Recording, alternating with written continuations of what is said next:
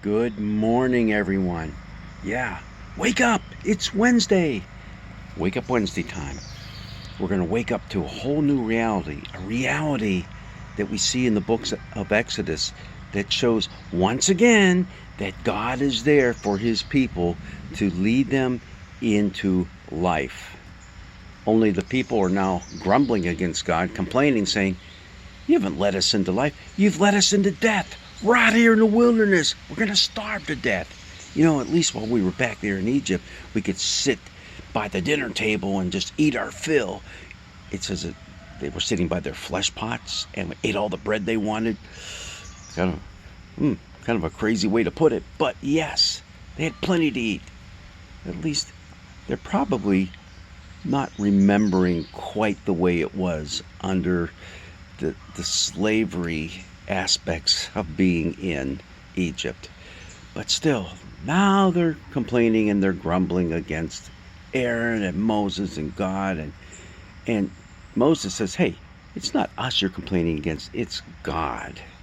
But Moses takes their complaints to God. Now, what's interesting about this text from Exodus, it's chapter 16. We only read a portion of it.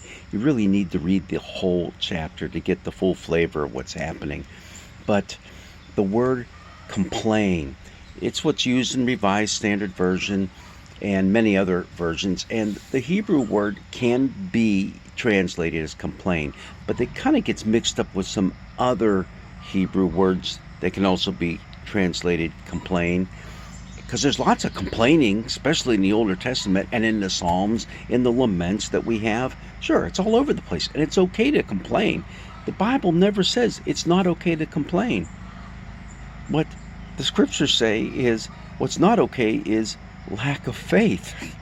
And that's, in essence, what's happening here in this particular passage. So, a better way to translate this particular Hebrew word is murmur, under your breath, kind of grumbling against God. That's the thing that's going on here. And that word is only used here and in the book of Numbers that records this same story. People complaining they don't have enough to eat. And also just one time in the book of Joshua, where they see the people there once again murmuring against their leaders. Just as they're doing here, they're murmuring against Aaron and Moses. Okay, let's translate it. Murmuring. The people begin to murmur. And so God tells Moses what to do. Moses took the complaint to God. God told Moses what to tell the people. He tells Aaron. They tell everybody. The word gets around. This is what you're going to do. And we all know the story. In the morning, the people wake up and there's, what's this? All over the place. Yeah, what is it? What is it is, it's bread for you folks. It's manna. Manna is the literal translation of what's going on there. What is it? What is it? Manna. And that's what they have for the bread. And in the evening, the wind blows and the quail come in. Now, why do we have this particular Old Testament reading for this Sunday? Because remember, we're in John chapter 6, and there Jesus is talking to the people, and they're asking Jesus, hey, give us a sign.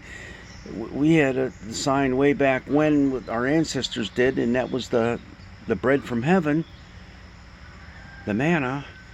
Jesus says, hey, the true bread from heaven, that's given to you. That wasn't given to the people by Moses. That was given by God himself. And he gives that true bread to you right now.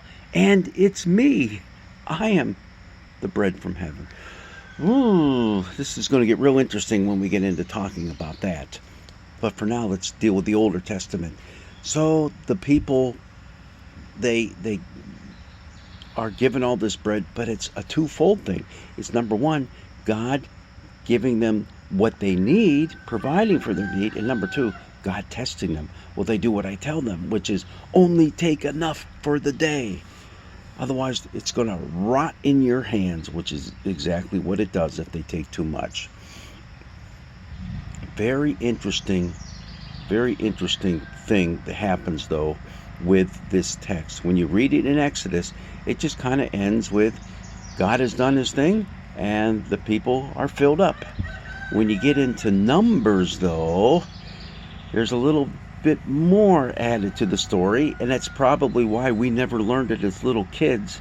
And that's because after all this griping and groaning and complaining and murmuring against God, what does he do? God sends a great plague amongst the people, and a lot of them die. That's what we already saw earlier this week on Monday when we looked at Psalm 78, a psalm that covers much of the history of the people in the Exodus event.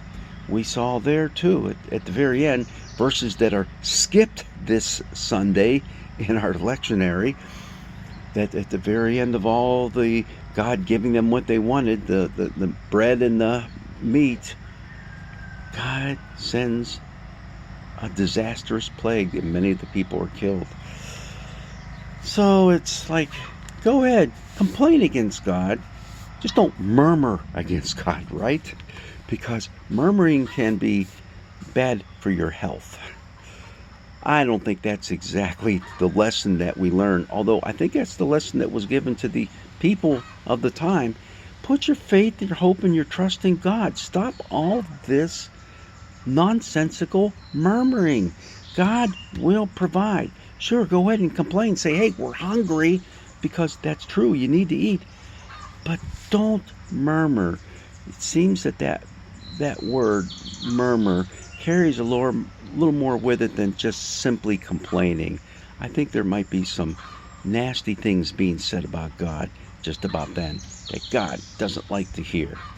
And there are consequences for your lack of faith in the one who will and can provide for you. Well, God's blessings be with you on this Wednesday morning. It's one that's it's a nice day. It's going to turn out to be a lot cooler than it has been in previous days up in our neck of the woods. Hopefully with you, it also is an awesome day. Blessings be with you.